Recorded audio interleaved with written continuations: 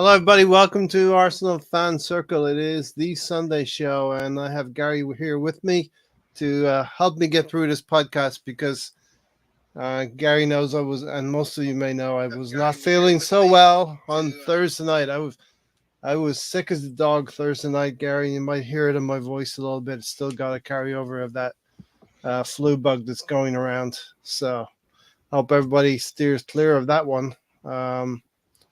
It's not a good one. How are you doing, Gary? I'm doing good. I'm doing good. Yeah, I didn't get much of what Arsenal fans would have wanted today. Yesterday was good. Today, not so much. But that is Yeah. how it goes sometimes. Yeah, look, Liverpool fans out there, you got to accept the fact that you're 5 points clear now, and I want you. If Arsenal can't do it, I want you to go ahead and do it as well. But I don't want City to do it. But you know, it's yours to lose at this point now with 15, 16, 17 games to go. Arsenal can only keep doing what they're doing and try to do more of what they did yesterday rather than what they did to sign off in 2023, Yep. Gary. You know, Yep. so all we can do is keep taking care of our business, and much like Liverpool's test today at Bournemouth, Arsenal have a test next week away to Nottingham Forest. It's about 10 days from now on the Tuesday. So that's a game we need to overcome as well. Away to Nottingham Forest, who had a difficult game at Brentford. They felt the comeback of Ivan Toney yesterday, and we'll need to go to Nottingham Forest and address them and win there. And then Gary, our league season will probably hinge on that home game with Liverpool coming up in probably 2 weeks from now.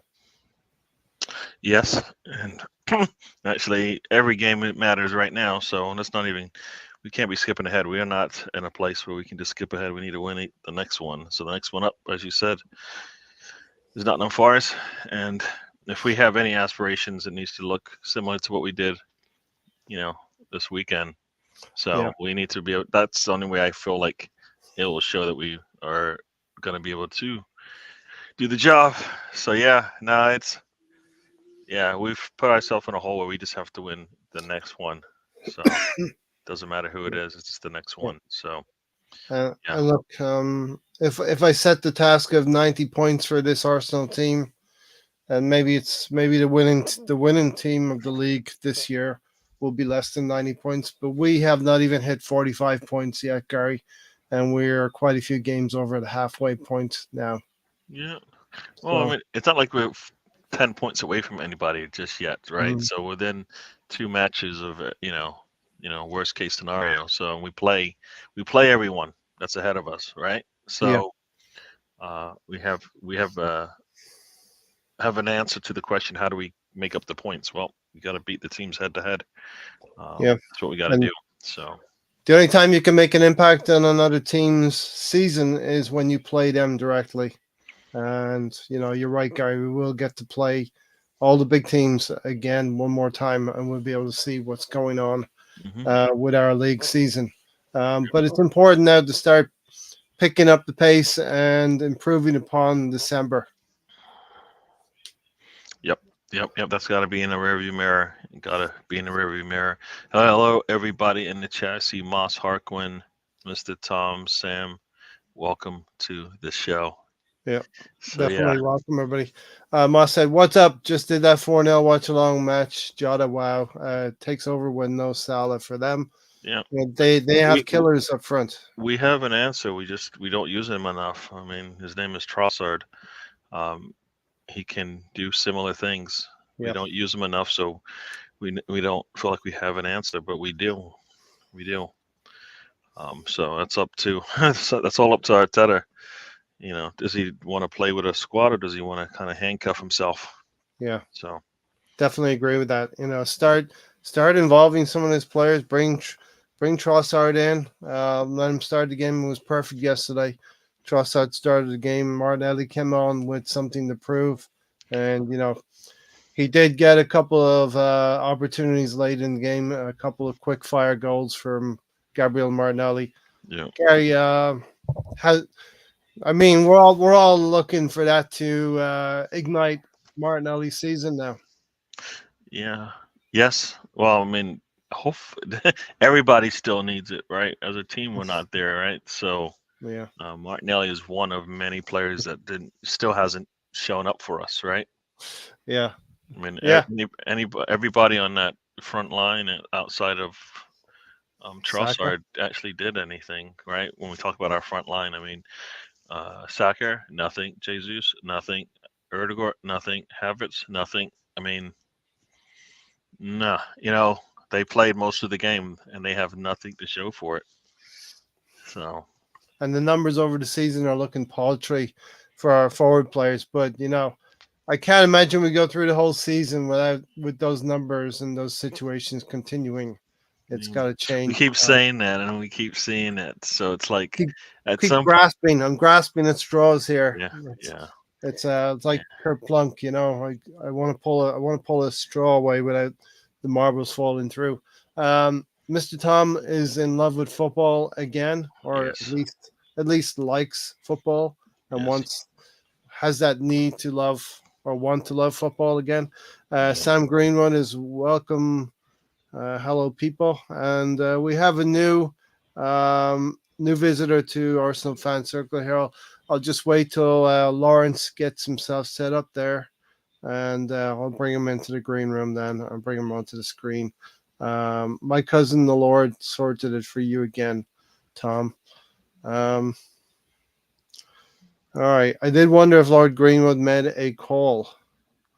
How did Arsenal get on this weekend, Mr. Tom? You may be in a different division, but you know. Uh, Why is what is he just a Tom? Stop it. He knows exactly what's I'm going on. desperately looking around for coins to gamble with. All right, Lawrence. I'm going to bring Lawrence in. Welcome to Arsenal Fan Circle, Lawrence. Hi, How nice are to you? meet you, Ray. Thank How you. are you doing? I'm doing okay. How are you? All right, doing good. You may know about Gary as well, DWTT. We've spoken online. Hello, Lawrence. All Hi, right. Well, finally. via Stan the Man, you got the opportunity to come on here, Lawrence. And apologies, I was sick on Thursday, not feeling well at all. You may actually hear it a little bit in my voice today, but good enough to Hmm. do a show here. But I'm running a bit low on Okay. my so coins. So Lawrence, give me your thoughts on yesterday's game, then, Lawrence. We'll start out that way. Um, it felt like I was watching a testimonial game. There was no excitement. There was no drive, no intensity. Yeah, we scored 2 goals in the first half, but it was just so dull and boring. I thought we just couldn't get going. Mm-hmm. In the second half, uh, things did improve a little bit, but I don't know. I just didn't think we played that well. For 5-0, I've got to say it was a pretty dull game. But you can't really complain that much. We won. We got 3 points. But there's still things that need to be improved about us. Yeah. Yeah. So you want to jump into that one first of all, Gary? And I can just say with the caveat that it is Crystal Palace and they're not doing so well right now and they've got a lot of injuries. So take the Arsenal 5-0 win in context, Gary. Yeah, now it's the things that we still have issues with is still there, right? I mean, from open play with our starting 11, we didn't get anything from them, right? Didn't get anything. We didn't score till later in the game. Mm-hmm. We still that's the thing where we're still missing. We need to be able to take a starting 11 with what we had out there yesterday and still be able to get something out of them. 2 set pieces is good because we've been lacking that as well. but in reality, you can't live off of that, right? So that's just an added Right. bonus when you get it. But we have the talent to be able to score, especially if we're going to say, Crystal Palace didn't have some of their better players out there, and we Yeah. still struggle to score. So we still have some work to do. We'll take the 5-0 Yeah. win, but in regards to where we are, we still have some work to do because we're still lacking in the open play scoring part with our without our attackers. They need to contribute, and we should be able to do that. So something needs to. We still have a big question there. The defense was solid, which has been pretty much most of this season, but offensively we've been struggling, and we struggled again yesterday. Even though it's 5-0, but we still struggled, right? I mean, for about Yeah. 55 minutes, you're like, are we going to get any scoring from our front line, from our front five, right? And we Exactly. yeah. So we still have work to do.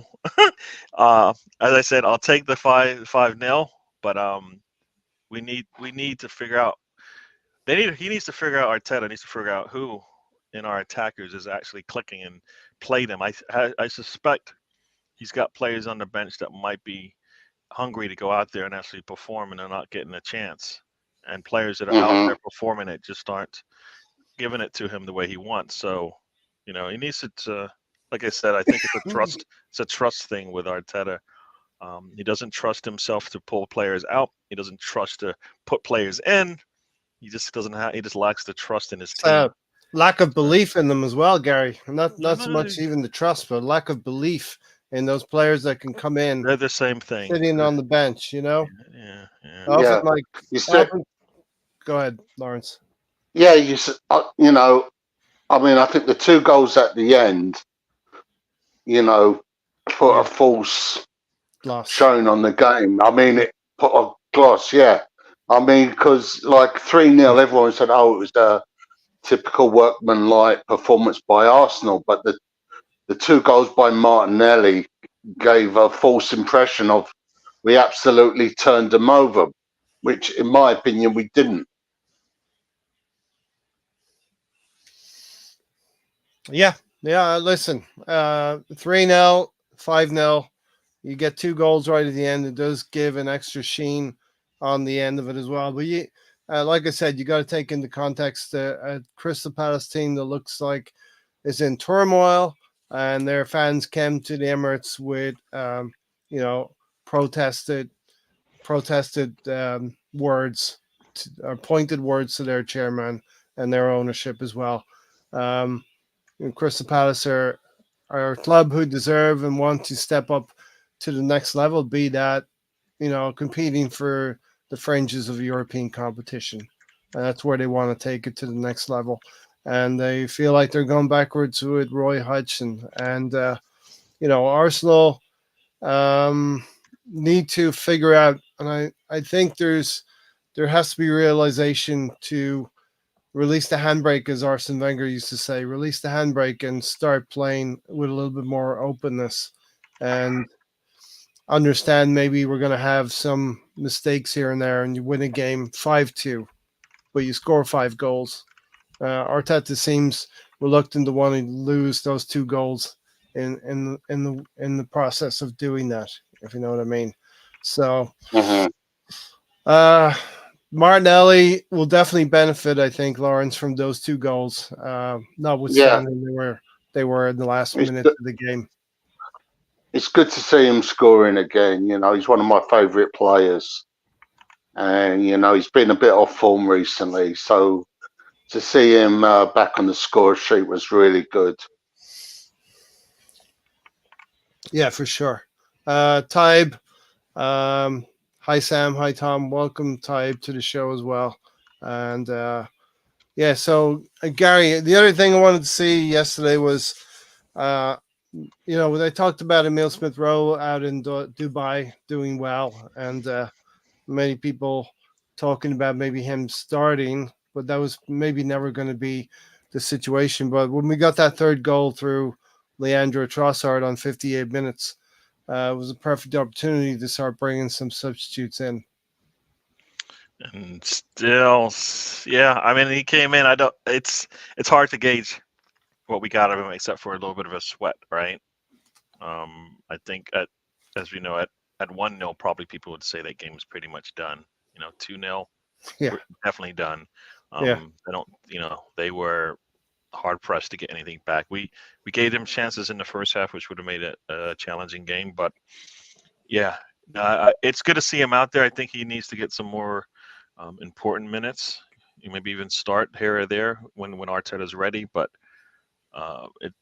if we, for example, don't sell Nketiah, and then we don't play them, they're not worthy of starts for us, then what's the point of holding on to them? I just think we'll maybe ruin the day again when we look at the end of the season if we're like, well, we held these players on, hold on to these players, and when it came down to it, we couldn't use them, or we didn't use them, and then we wasted an opportunity to sell them. So that's kind of my thought there, because I think we have enough answers up top, so Nketiah wouldn't be missed.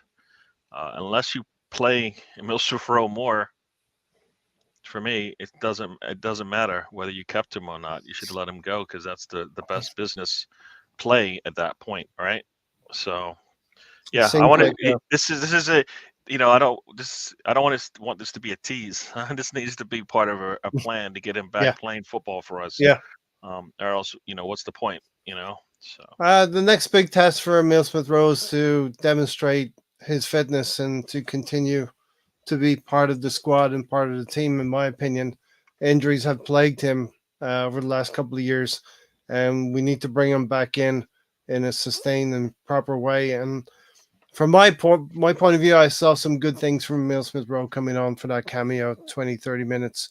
He came in the 69th minute, so he got a good 20-25 minutes there in the game. And I thought he almost got on the end of a couple of things. So I think he's close to maybe scoring and contributing to the team as well. But, I don't think we're in a situation where a lot of clubs are financially secure and they're worried about financial fair play right now to actually go and inquire about some of our players. So maybe actually difficult to move and Eddie Nketiah on in this window, as much as we hate to admit that, Are you saying it was not true what they were saying in terms of teams wanting him? There were 2 teams, I think, that wanted to. Yeah, we'll see. Right? So. We'll see what happens, but it's kind of curious. We're 21 days into this month, into this window now, and not much business has been done. We hear a little bit here, a little bit there about Crystal Palace and Eddie Nketiah, and unfortunately, if we would cash in on Eddie Nketiah in January, could we go and get a player to replace him? We don't need a player to replace him. We've got more than enough forwards. We got Jesus, got Trossard, got Havertz. Martinelli can play there, so we have answers. We're 5 deep right now. If we had to use a player, so I don't think that's the issue. And when Havertz took that spot in the last game, that should have been a little sign that, guess what? When it comes down to it, I'd rather have Havertz out than Nketiah. So listen, we'll see what kind of maneuverability there's left in this window with Arsenal, with financial fair play, and what's come down against Everton and Nottingham Forest is maybe a little bit marker against some of the other clubs, and to be careful. We don't hear anything about Manchester City in 115, so what's going to happen there? But let me get Lawrence in, talk about Emil Smith-Rowe and anything else we just talked about there, Lawrence, in the last few minutes. Yeah, I think it's good to see him back. Personally, I would play him instead of Havertz. I mean, I don't know how many more chances Havertz is going to get, because he's shown me absolutely nothing throughout the season. And I feel he's taking up a space. I was talking to a mate of mine back in England about this yesterday. And he said, why doesn't Arteta drop Havertz and play Smith-Rowe instead? Because I think Havertz has only scored 3 or 4 goals, and I don't know what Arteta sees in him, basically, Yeah, because he offers absolutely nothing. He's had enough chances, and it seems to me that no matter what position Arteta plays him in, he just cannot do the job. I've got a lot of Chelsea mates who were laughing their heads off at us because they can't believe that we took him yeah, off their hands. yeah. I got one too as well. Has been saying the same thing. Last season, he was one of their worst players. That's what they said. But you know, we can only we're only supporters. We don't get a choice in you know, who we ultimately pick and sign in the summer. Yeah, So, I mean that 68 million that we wasted on him yeah, could have been part of a bigger deal to bring in an Osimhen, of Lahovic, an Ivan Toney. yeah, You know, we need an out and out striker that can yeah. get 20 to 25 goals a season. This guy, I'd be amazed if he hits double figures for us. Yeah, listen, we've talked about this throughout the season on this podcast. To replicate or exceed what Granit Xhaka did for us last season in that left eight, he would have to have, you know, 7 goals and 7 assists on bare numbers for the whole season. He's just not there.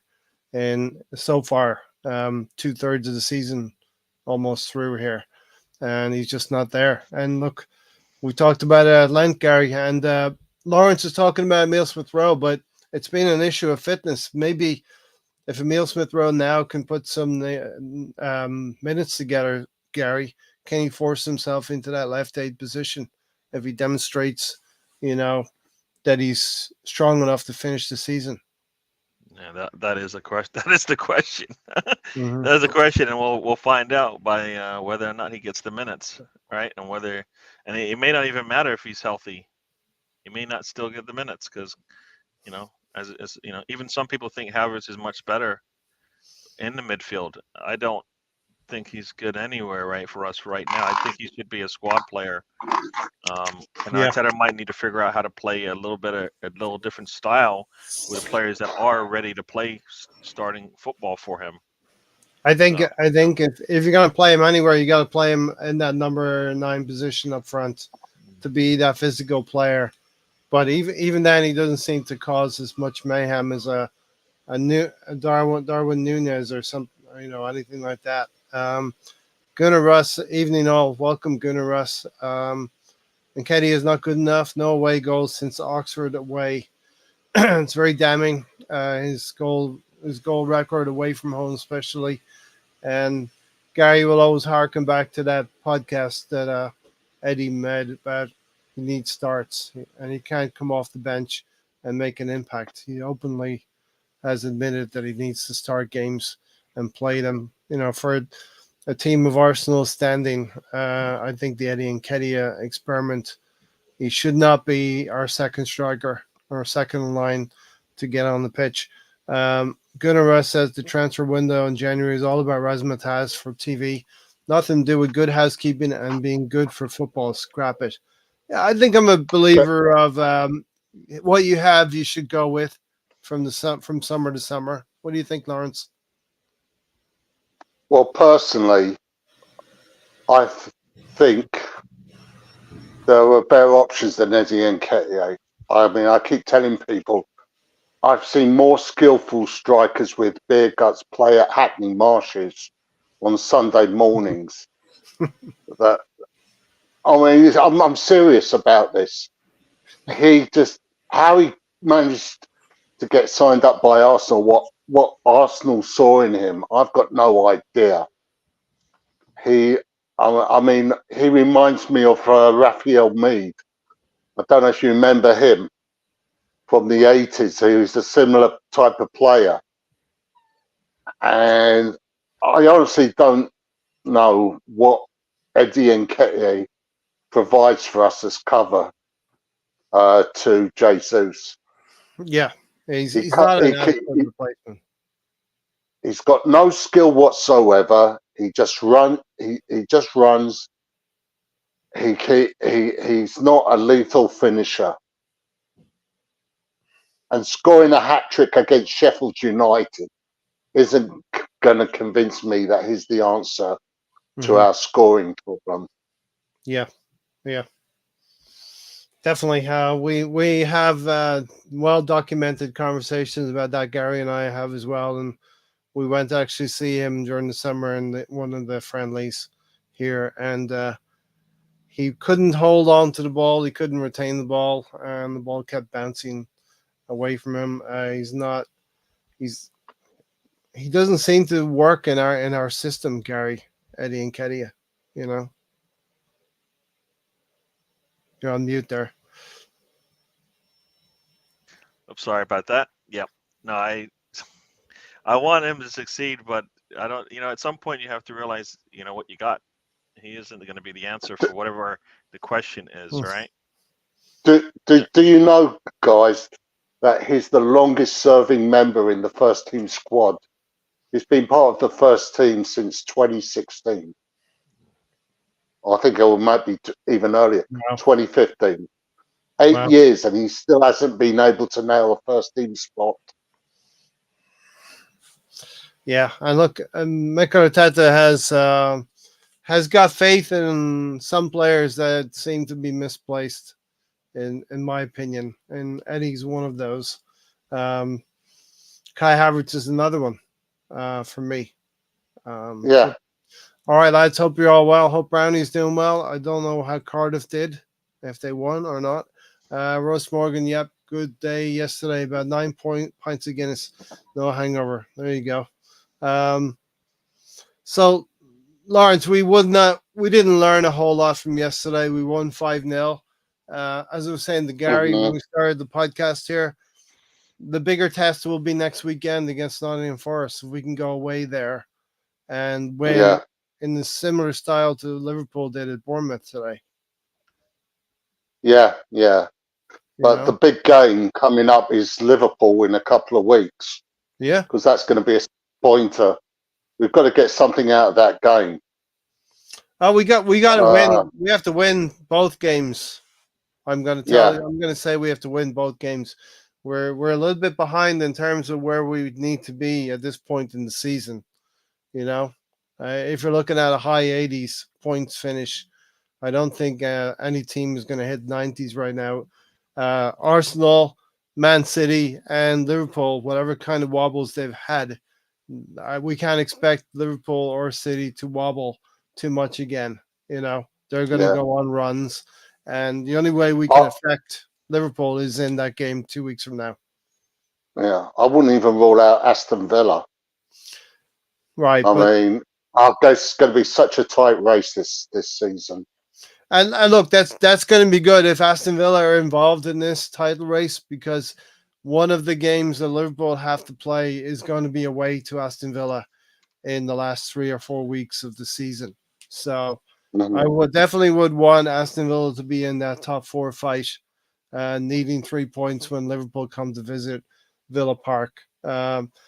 If toward the end of the season Aston Villa's targets become more concrete, as in they're secure in top 4, I wouldn't want that to happen, because then they're relaxed when it comes to Liverpool and would be okay to lose a game to Liverpool. I'd rather keep Villa in this competition as well.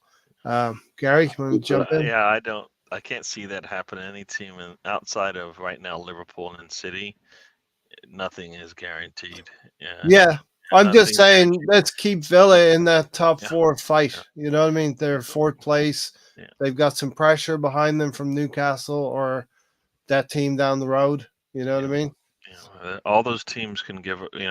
We have to play all those teams. So first and foremost, we have to do our job. Yeah. Our job is to beat every team we play from here on out. If we drop points, then that should be at least a negative, and you should want to respond to that. So for me, it's just the next one. Right now it's Forest. I can't look forward to Liverpool if we drop the ball at Forest, because they've been able to get at us the last 2 seasons now. right? Do you think if we fail to win the league this season and we get dumped out of the Champions League, do you think that Arteta needs to go at the end of the season? If we are still in the top four, I would be disappointed, but I would not be thinking about firing Arteta this season. That would be just my stance, Lawrence. Yes, we don't win the league, we get dumped out of the Champions League, but the absolute minimum's got to be you finish in the top. For me, you'd have to finish in the top three places. Yeah. And I think we need to be in a situation where we're going to be able to move some players and get that striker. We need a couple of pieces still in this team. We need a very consistent left back. So we solve that situation between Zinchenko and any other player. And we need a striker for me. There are players at the club that can do that left eight position. And I think maybe the injury to Thomas Partey's been something that we should never have really planned for, but because we knew maybe Thomas Partey was going to get injured for a large part of this season. But the plan may have been for Thomas Partey to be that number 6 and Rice to be that left 8 with Odegaard. That may have been the plan going into the season. But Gary, where do you stand on that with Mikel Arteta and his job status? I guess I'm a little bit on the fence because, as I've said it before, I'm I'm Arsenal in, so whatever's good for Arsenal, I think, is where I would want to go. And I would like to, for me, going into this season, what would have KSC been talking to Arteta about in terms of how they see this season? I expected, as I said, I expected at least a top 3 finish, get out of the group, and playing late into the domestic cups to show me progress, because getting knocked out as early as we have in the domestic cups isn't a good sign, because it shows, one, we don't have the depth and the mentality that we want if we're going to try to win these trophies, right? And we saw that, whatever Arteta has when he goes to some of these domestic cups, mentally or just with the players we have, isn't going to work. So he's still a little short there. I think he has the players, though. He just hasn't got them prepared and ready to go. So for me, he can stay or go for me. But if he stays, they need to back him. If they can't afford to back him, then they'll need to get somebody else who can play with the players that he's got. He's got to. At some point, these players aren't going to want to stay, so they need to see some progress, and that's why I thought the January window would be a time to show a little bit of that. But it sounds like we have put ourselves in some constraints with some of the dealings we did already, and haven't got out of that one yet. As you said, that Havertz deal basically, cuffed us a little bit, because he needed to be an answer, not another question. Raya needed to be an answer, not a problem, not some drama. So some of the, as I said before, we you took a good window with Rice and Timber, and you basically just wiped it clean with the next 2 dealings that with the other 2 deals that you did, basically. So we're not any better than we were before, right? And we knew Partey was not a player that we could depend on. That's why I don't think he should have ever played a right back at all, ever. If you can't, play in his position where he's best suited for us, or let him rest. You know what I mean? He might have hurt himself anyways, but I would have liked to see what happens if he actually played in his preferred position, and you just figured out how to make that right back work with somebody else. Sometimes I think you should put your better players, healthier players, in those positions and make them do the extra work, as opposed to a player that's vulnerable to injury every season he's been with you. So, no, I guess, like I said, I'm on the fence as to what to do. I'm happy if they let him go, but if he stays, they have to do something totally different. So far, we haven't seen anything different. They need to go out there and make some big splashes in the market in the summer. We did that one with Rice, but then I think it kind of fizzled off. They're laughing at the Havertz deal, and it's proving that it's not worthy of the cost, right? And now we're like, January, we can do nothing. We can't even sell players who don't going to play, right? Which, yeah, another problem. The market's So, not there. so yeah, well, no, there's a market there whether you want to sell them, because you can, like, they want to sell Nketiah for a particular price. He's not worth that price. Nobody's paying 40 mil for Nketiah. That's the word that I'm hearing, right? Yeah. There's teams out there that want to pay 30 for him, and I think that's fine. He is not really your second striker, right? They will do anything they can not to get him out there, right? I So wouldn't for pay 4 million for him. yeah, but if somebody wants to pay 30, then that sounds like a good deal. Once again, the Millsroof rose up again. Another team wants him. If we're gonna hold on to him, then we better play him, or else what's the point, all right? So Yeah. Reece Nelson, you spend money on him, can't play him either, all right? Vieira he was an injury issue coming into the team. Once again, he's out again, all right? So, El Nenny's too old to be part of a team that we want, right? I mean, you've got Cedric is still around, and he won't play him, and I'm hoping he doesn't play him because he's not an answer at all. I mean, we've got too many question marks with a lot of these players, and Squad. Yeah, that's all under Twitter. We're like a retirement home for some of these players. Mm-hmm. They don't want to leave. They like it there. If you look at our window, as Gary said, look at the summer window. Declan Rice, great piece of business. Timber looks to be a fantastic player, albeit we saw him for a game and a half. No, we saw him for 51 minutes. Yeah, of We Premier didn't see League him for a game and a half. We played in the Community Shield as that well. Don't count. That don't count for anything. That's not no. It did. No. He played against City in a competitive environment. Game. Nobody counts that. Anyway, you're kind of muddy in the water when you're trying to wash the windows with Havertz and David Raya coming in as well. Even so, that's been difficult. If you look across the squad, like you say, you've got Elneny, you've got Nketiah, you've got a couple of other players and injuries, and look, there's still a long way to go, and still a lot of work to do with this squad. You could say there's still a long way to go. And you could say, even with that we've come so far, Lawrence, as well. Yeah. To take the positive out of that as well. You know what I mean? Yeah. I mean, I always try and look on the positive side of things, but there are so many negatives going on at the club that really annoy me. Especially with Arteta and how he does things. I just think, personally, I feel that if we do not end up with the league title or the Champions League, I'm sorry, he needs to go.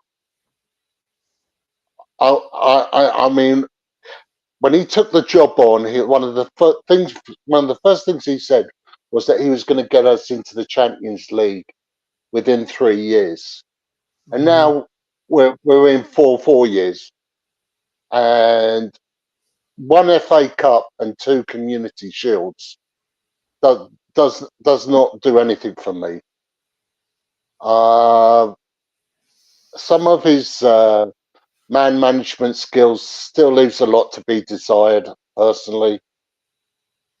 And I feel he's had enough time in the job to get some sort of semblance of a squad. As you say, there are players that need to go. They're still at the club. I'm worried about how he's run Saka into the ground. Odegaard is now running on empty as well. Yesterday, I didn't even notice Odegaard was playing, and until the full-time whistle. I just feel he keeps going on about this process. I would like him to explain what the process is, because I don't think he knows himself. Yeah. But look, cast your mind back to Emery the time during Emery and the players that we had then. We had Socrates. We still had Cedric there. We had Mustafi. Players who were making the same mistakes over and over again as well. So Yeah, we yeah, have come a long way, Lawrence, from yes, winning FA Cups, and we wanted more. But there's a level to step to from winning FA Cups to actually competing with the likes of Man City and Liverpool now at the top as well. And it's a level of yeah, excellence that you need to maintain close to 90 points each and every season. And it's got to be yeah, August to May, not January to December. It's got to be yeah, season to season. So yeah. I But think we but in have I saying think we that, have come a long way, and the overhaul of the squad there's a lot of work that has gone into it. Now Stan has his list. You might have heard of Stan's list, and not all of them have been hits. Not all of the players who have come in have been hits. Not all of them have been players that you would say, yeah, we're ready to win a league with this player right now. But we have upgraded from the goalkeeping position to, say, a Ramsdale, you know, or even a Raya. We have improved in a lot of areas on the field.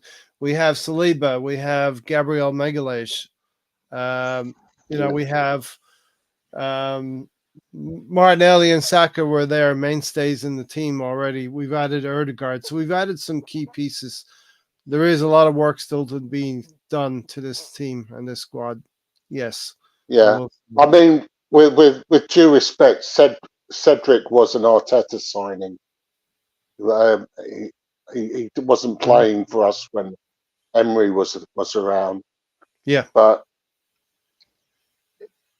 I just feel, yeah, you're right. We had players who were not of the high standard when Emery was in charge, but Emery didn't sign those players. We had a Sven Mislintat who was yeah, signing those and players, or he was Raul. scouting those players. Yeah, Yeah. he So didn't. He didn't quite have the control needed as well that he wanted. Gunnar said cover a left back, replace Partey, cover or Saka, sell Nelson and Kedia, Cedric, Elneny, and buy a forward. We need cover a left back, replace Partey, cover for Saka, sell Nelson and Kedia, Cedric, Elneny, and buy a forward. So yeah, look, we've come a long way. I would say we're a third place team right now. We're right just behind Liverpool and City. And we have a ways to go just to catch them a little bit. And that means immediately beating Nottingham Forest next week. Liverpool game in January equals 9. Man City equals 3. I heard on the radio. I'm not quite sure what that means. Gary, can you interpret Brownie speak there? No? I don't know what that means. Is there something after that? no, maybe it's a code. It is crap all around, and there needs to be a serious focus on improving referees. It's hard, though, because very few are coming through due to the abuse and harsh criticism. I can't blame them. That's the standard of refereeing in the Premier League. That's a completely different podcast. We have not been had over majority since Arteta's rant and Webb bollocking the refs for their northern bias. Okay. No one mentions the Jesus dive. He looked like a prime Tom Daly back in the Sydney Olympics. I think we've gone to the stage, though, where forwards have to show the referees that they feel that they've been fouled, So it looks like a dive. It looks like you're embellishing a little bit. Remember back in the day when the foreign players came in and the English contingent were not happy with foreign players embellishing simulation. The squad depth is sad. Partey's finished, I believe, not for football reasons. How are Arsenal so poor at turning player profits? That's a big one. Gary, how do we do this? We're not going to change this around until we change it around, but I don't know how we're going to change it around. Well, you can't take the risks. word We is- keep taking risks. Look at all the players that we say did not work out. They're all risks. They weren't established players in terms of yes, they're going to come in and be able to compete for a starting lineup spot, right? For one, you got Lakanga. Nope, he's not coming in to start for us. Not he doesn't have the experience that we needed. He was a captain, came in and it did it look like he was a captain when he came in? Didn't. Nunes, Nuno, he didn't look ready to go. Marquinhos, he didn't look ready to go. Vieira, we can't get him on the pitch. I mean, there's been a lot of failure. We take risks. We spend little money to take a risk to hope that we can cash in on it, like a player will just shine for us. It never works. We went out there and we spend a decent amount of money on Partey. He's got the talent. He doesn't have the availability. Timber, get him. Cost more than combined what we paid for Lakanga and Nunes, right? And we're like, yes, this is going to work. You just now can't keep him healthy. We got unlucky there. So we can't take risks anymore. That's why Havertz and Raya was a risk. We don't need risks anymore. We actually need close to sure things, right? We need like established players coming in. Like you could have brought in Madison and go, all right, well, I'll take the risk with the injuries, right? And we're not lucky with injuries, and we see where that team is right now. He's out, right? So, but we looked at Kudus. We looked at all these players that we could have probably brought in. Don't want Kudus to come in, I think, because we don't want him to compete with Saka. But Saka's not playing well, right? I mean, Yeah. we take the risks, and they never pan out because we barely have a steady 15 players. We haven't even got to the point where we have 15 players worthy of starting for us any day, right? Who's playing behind Saliba and Gabriel right now? We don't have an established player behind them right now. Kyrgios is not there yet, in my eyes, anyways. As far as yes, it's going to work. We're not going to have a problem there. He's still working. I think we're still figuring out whether he's worthy of a spot behind those two. All right. Yeah. All right. We do not have adequate cover in most of the team. Yeah. I mean, we've got no cover. We've got no cover for Odegaard. We've got no cover for Saka.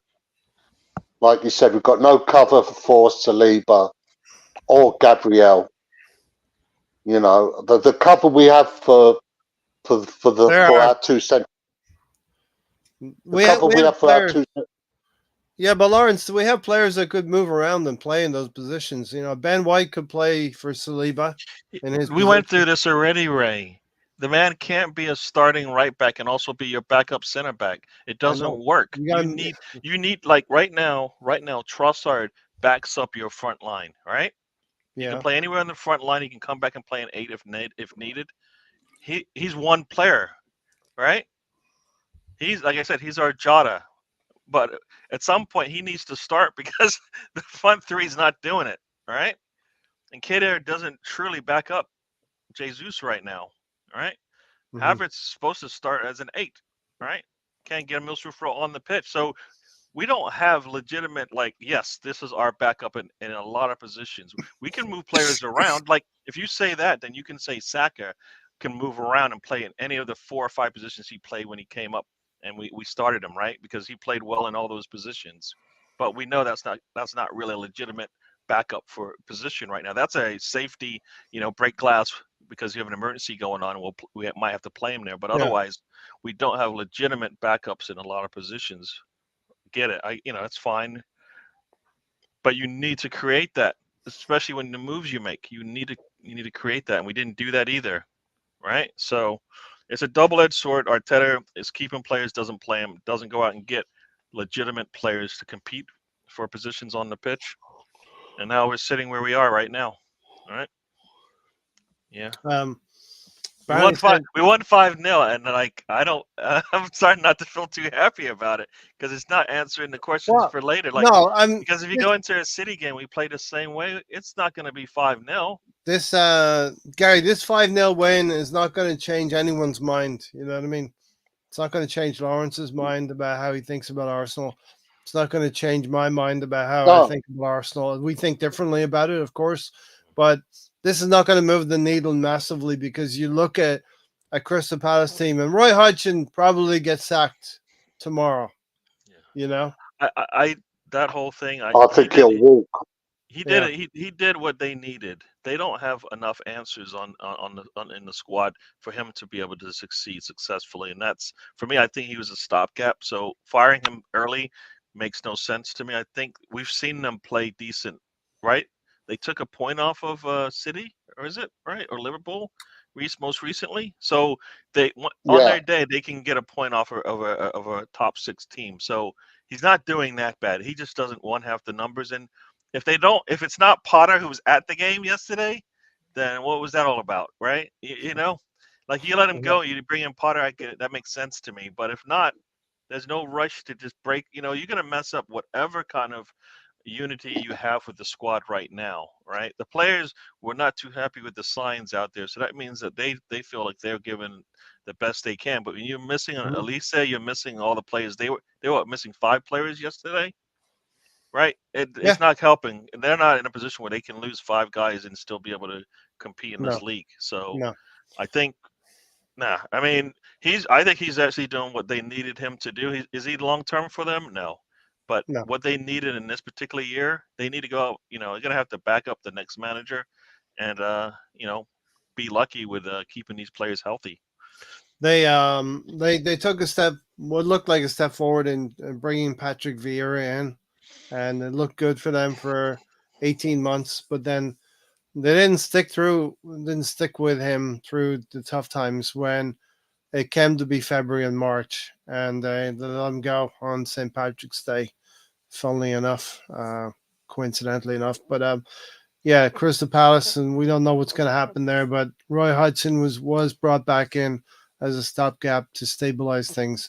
But listen, we can't be too excited because we did win 5-0, but also the caveat is that it was Crystal Palace and how bad they've been. Show me something next weekend or next Tuesday when we go to Nottingham Forest and win there with something in hand. A 2-0 win, a 3-1 win at Nottingham Forest will show me progression that we've moved on from losing to West Ham last month and losing at Craven Cottage against Fulham. And even on the 7th of January when we should have beaten the Liverpool team in the FA Cup and have a cup competition also to move forward with. Because you know what, Gary and Lawrence, you've alluded to is the checklist of things that we needed to do this season, and one of them was do something in a domestic cup and go deep into that, like get to a semi-final and get to a final, win a goddamn cup as well, would represent improvement again. Because here we go again, and Mikel Arteta has this blood against him, and he is 4 years in the job, but he's been learning on the job, and some Arsenal fans don't like it, but that's the fact of the matter, that he's been learning on the job, and Arsenal did that, Lawrence. yeah. Well, giving him the job, I said this from day one. Giving Arteta the job was like you buying a Ferrari and giving the keys to your 17-year-old kid to take it out for a joyride. Yeah, That's what it. I mean, I mean, when he joined, I said, okay, we'll see what he can do. yeah. We won the FA Cup, but I haven't seen any. I wouldn't say progression. I haven't seen any improvement. Yeah, we won a couple of community shields. Uh, we brought in some players, but at the end of the day, it's all about winning trophies Yeah. and title. And I just don't know what direction he's taking us to. I just don't. That's why I want. That's what I would like him to explain to us. What is the process? Tell us what the process is. Well, has he not taken you to competing for the league in the last 18 months? Yeah, but competing and winning are two different things. Yeah, I mean, Arsene Wenger famously said, I think George Graham famously said as well, all he can do is be competing for these things and be in the mix. George Graham didn't ever guarantee he was going to win the league, but he did guarantee you that he would be competing. Arsene Wenger is similar as well, you know? Yeah, but I just want some kind of idea what his plans are for the club in general, because I don't think he knows himself. Do you think there's an ambition to win the European Cup at the club, Lawrence? Win the Champions League? I'd like to think so. I'd like to think so. But did you ever feel that under Arsene Wenger? no, I mean, I wasn't a big fan of Arsene Wenger at the end of his tenure because of what was going on. But for a club of our size to be in the Champions League for 20 successive seasons and only get to one final, and we only lost that final in the last 10 minutes. Yeah. You know, it's just unacceptable. You know, I still remember that night in Paris. We were 10 minutes away from winning the biggest prize in European club football. Yeah. You know, can you imagine how big that would have been for us had we beaten Barcelona that night? Yeah, I remember as well. I've never really watched And the full game back. And for 20 successive seasons, we were in the we played in the Champions League. And what made me angry, his speech about saying fourth place is better than winning a trophy. Yeah. What does that tell you? Yeah. Well, that told you where we were, where the ambition of the club was at the time, you know, where the ambition of spending was at the time. Yeah. We weren't going to go out and get the best and the premium talent to do that. But I do think and feel that you're asking about what's the process. I think Arteta wants to be the best team. He does want to win the league. He wants to win the Champions League. Gary's shaking his head. Maybe not at my words. I don't know what. Not with the way that we're moving. Not with the way that we're moving. There's like if that is the goal, not the way that we're moving. Right? Like at some point, either you're on this trip with us, or you got to go. And we're holding on to too many people that aren't part of the future. If that's the goal, if the goal is to win the Premier League, if the goal is to win the Champions League, we've got too many players that aren't part of that journey with us. You know what I mean? So what I would say is when Arteta came on board 4 years ago, him and Edu looked at the whole situation, and we spent a lot of money in 3 years. We spent a lot of money to where we're right to the hilt now financially, because we didn't sell well and because we had to spend a little bit more on some players. We're in the situation we are now. And we have moved the needle to where we're competing with Liverpool and City, arguably competing with City and Liverpool now. And we need to move the needle again, but it may not be able to happen until the summertime again when we can move some of these players on. I just don't think the market's out there for Eddie and Nketiah. Or we just said 2 teams wanted him this window, so you can't keep saying there's no offers and interest in him. There's interest in him. What we don't want to sell him. That's the bigger problem. Why are we holding on to a player who's not part of our? He is not part of the future. If you're talking about we need to compete in the Champions League and for a Premier League, he is not the answer. Do you remember we loaned him out to Leeds United a couple of years ago? He couldn't even get a game for them. Yes. See what you did now? Now you've got Mr. Tom is going to Mr. Tom's in the chat box. He's a Leeds fan. He's a Leeds fan. He loves Nketiah. But you know what? Bamford took minutes off of Nketiah. Yeah. Yeah, Brownie says he's convinced we'll sign a striker in the window. We have to, surely. And financial fair play might have something to say about that. They did not last 2 Januaries when we needed one desperately. I think they will trot out all the normal excuses, and that's the thing. We get bantered almost by the club, and the press and the PR machine of Arsenal. Sorry, guys. Liverpool have 9 games in the month of January, whereas City only have 3 games. So how is that fair? Yeah, I mean, it's called the Carabao Cup. Adds a couple more games as well. 5 points clear, Liverpool. And this is where we need to be. We need to be up there with Liverpool. We need to be up there with City, and we want that as well. It's 20. This will be the 20th season since we won the Premier League. Yeah, what have you seen from Liverpool that yeah. makes you anything? What have you seen from Liverpool that makes you feel like, guess what? Those 9 games to City's 3 are going to make a difference. No, they're a machine. They keep on chugging along, I and mean, the Klopp is a top manager, just like Pep is. He's figuring out ways to get it done. He didn't even want the FA Cup.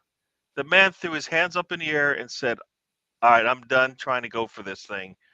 And Arsenal did the exact same thing, based on the way they performed after, Klopp said, "All right, bring on the youngsters. Let's see if we'll see how this thing pans out." But he didn't seem like he was bothered whether they would win it or not. And we had an opportunity. When you see 2 youngsters come on like that, at some point you got to go, you know what? They don't want it, so let's go take it from them. And take guess what? advantage. The exact opposite happened, right? And if you remember, during Sir Alex Ferguson's time at Man United, they boycotted the FA Cup to take part in the Mickey Mouse World Club tournament overseas. They boycotted the tournament the year after they did the treble. Mm-hmm. And look at what's happened to that tournament, because now clubs look at it in a different way. They don't see it as a prestige tournament anymore.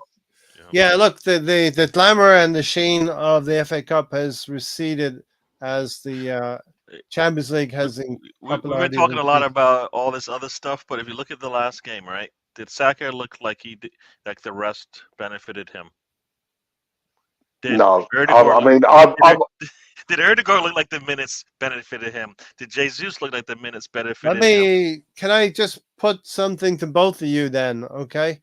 When you play with a lot of control and you control the game in that fashion, and Crystal Palace don't have the ambition to even try to attack with more than one player, because Mateta was the only player up front for them. It kind of looks like a training ground routine. It looks like there's no, because why didn't we score more? Why wasn't that match 5-0 at halftime then? Because we have better attackers supposedly. Saka is a top player in the world, right? Erdegaard's up and coming player, right? Trossard. I think Trossard is our Jota. So when he comes in and plays, he needs to be in a position where he can help us, right? Yeah. Jesus, once he got his rest. I mean, we've got 5 players. Havertz is supposed to give us something. He's been coming on as of late, but not. All right. So we had 5 attackers on that pitch that should have been able to get us a goal or 2 in that first half, right, against a team that was depleted on the road. Yeah. And I think they actually had played before. They had played. I think they may not have the same rest as we did. I can't recall. They may. Yeah. This is what I was telling everyone yesterday after the game, but they misunderstood me. Right?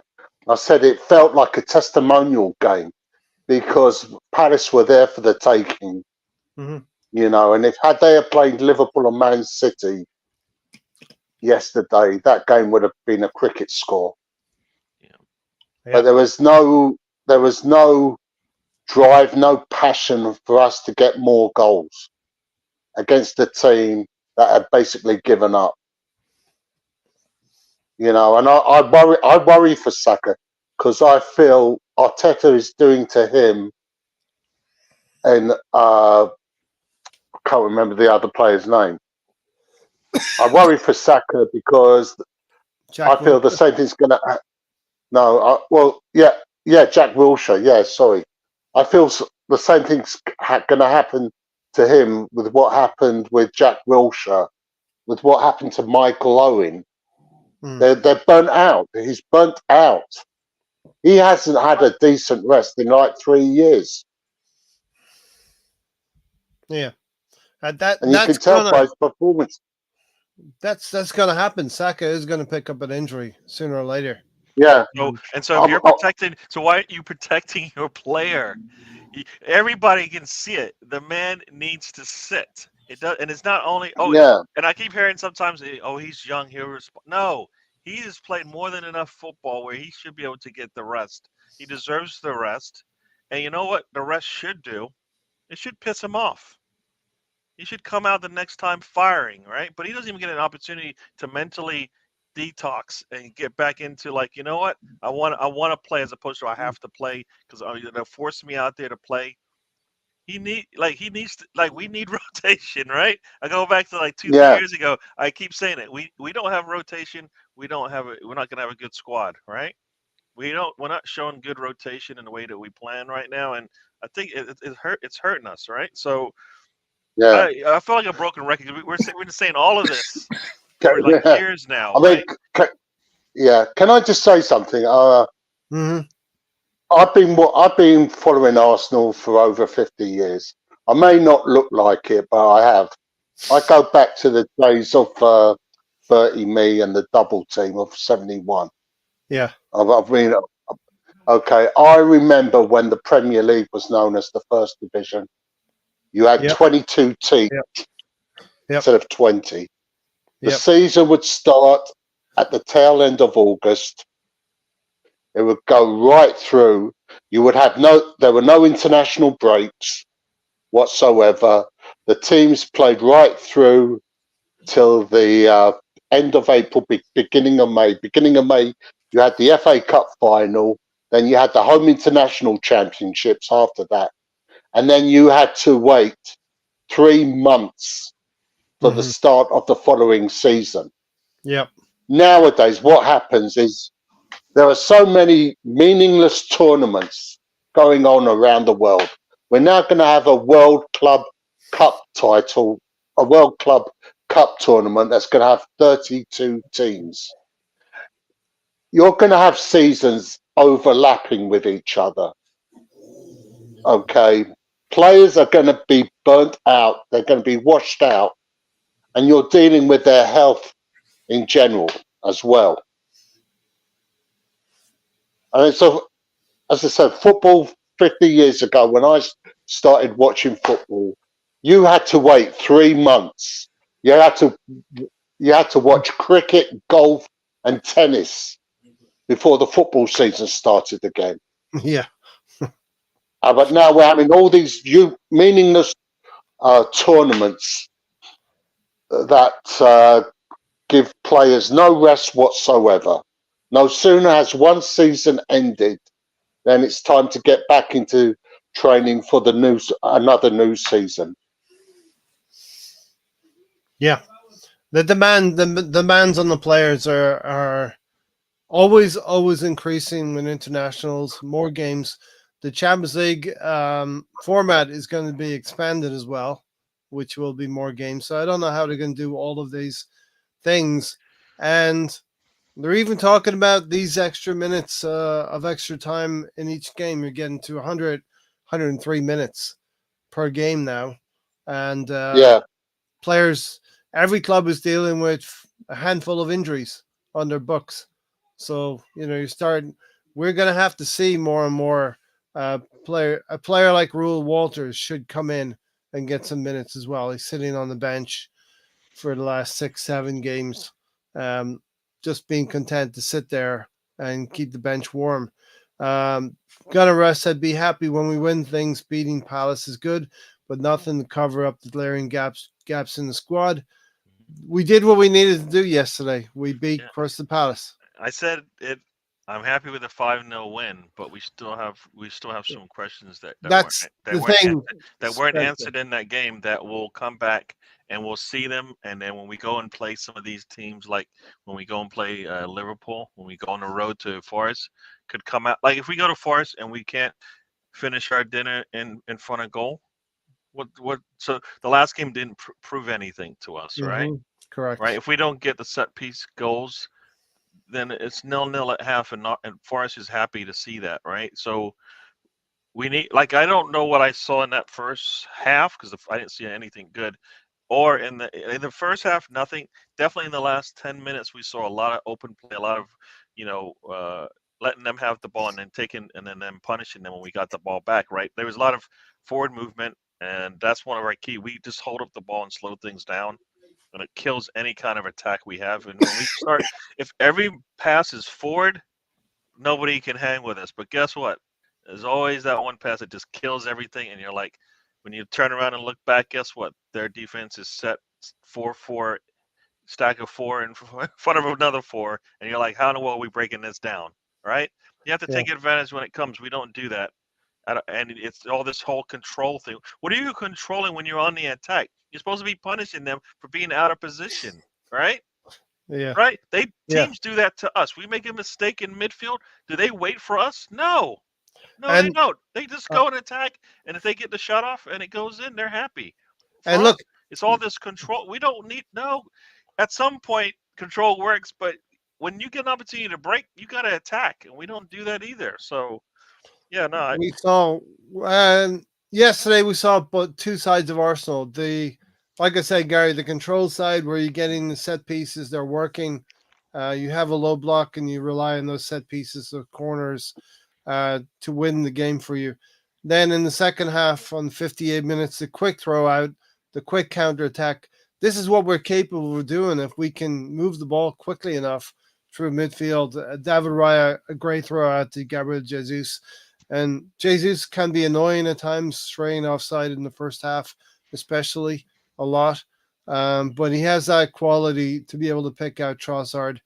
Trossard lashed at a couple of things as well up until that point in time.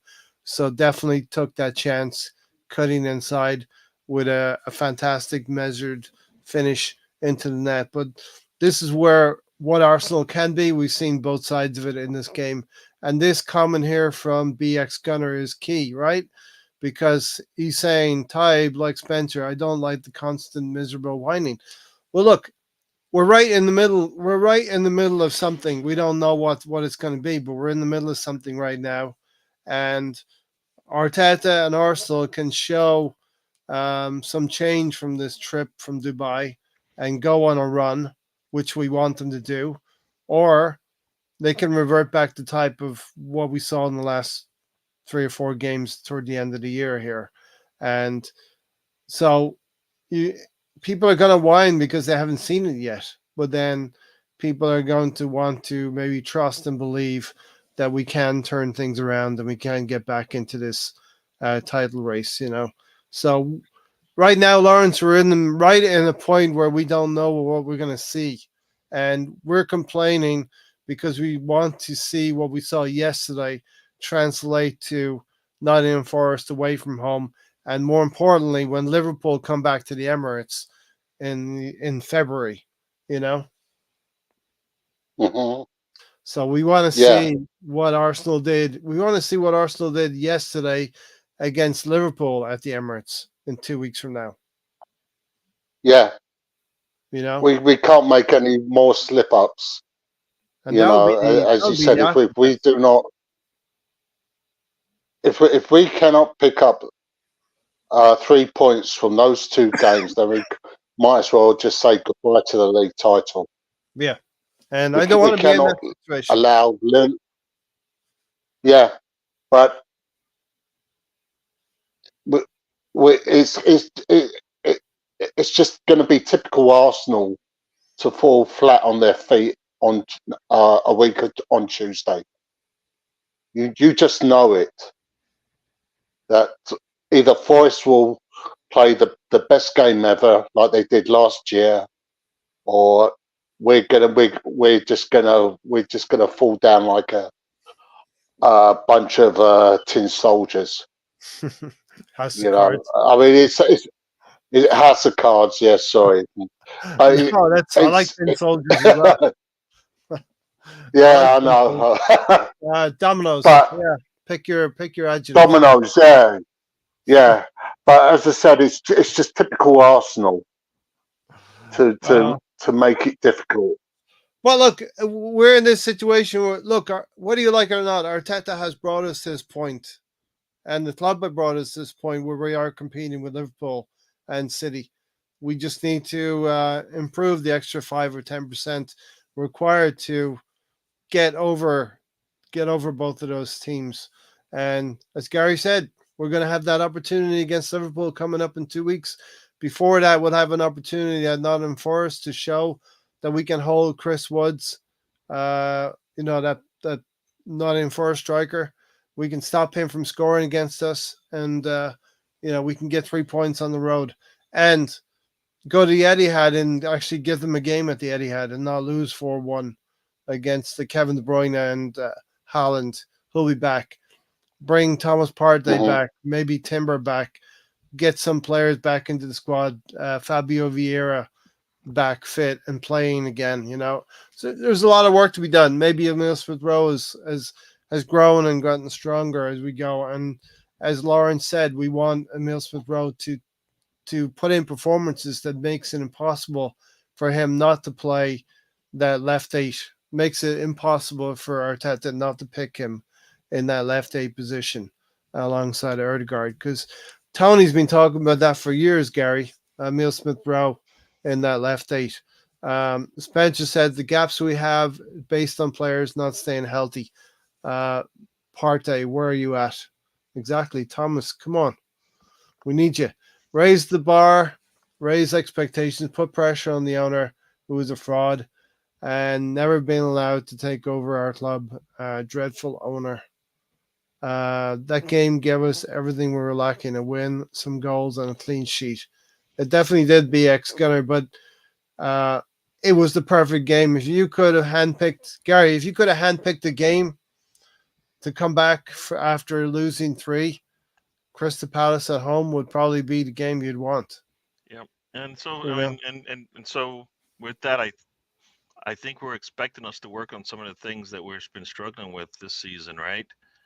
And I don't think we got some of those worked on, right? We still have an issue in an open play, right? And Jesus looked too anxious. He was always offside, so he's not fitting in. Did Saka look like he got an opportunity?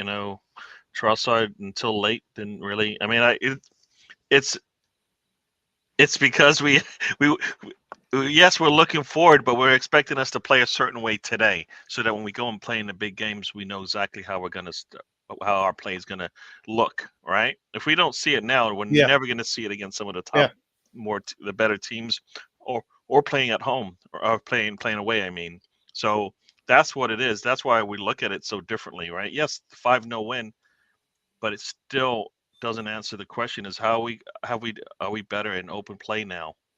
Are we clinical in front of the goal, right? Early in games. Yeah. And so those are still questions we're still waiting to get answered. And the break was supposed to hopefully help answer that and say, look, yes, we had those opportunities, but I didn't feel like in that first half we saw those opportunities that we were looking for going, all right, we had opportunities. We're still working on the clinicalness of our shooting, but I don't think we got those answered. So it sounds negative, but it's the reality is that's what we need to work on if we're going to succeed this season, right? Those are the things that are the problem for us, and those are the things we need to fix. Yeah, look, definitely. I'm looking at the comments that I need to catch up to, and I think we're all very definitely happy we beat Crystal Palace 5-0 yesterday, 3 points and a clean sheet. Very important, the clean sheet as well, because we've been leaking goals. We're definitely happy about that. We're trying to look forward now into the season as to what we can do for the remainder of the season. Trying to stay with a Man City team that are 3 points ahead of us when they play their game in hand, and a Liverpool team that's 5 points ahead of us. we have to we have to mind the gap, as they say. You know what I mean? Spencer said 2023 squad is miles better than the 2019 squad, not even close. And so we have upgraded over 3 years, and now we have to adhere to financial fair play because, as you say, Lawrence, we've upgraded to a Ferrari. We were driving something not like a Ferrari 3 or 4 years ago. Hmm. But yeah, we did hand Right. the keys. We did hand the keys to a 17-year-old, and Gary, the 17-year-old is now 21 years old. Okay, You know, what do you and you expect? know, and he's still not.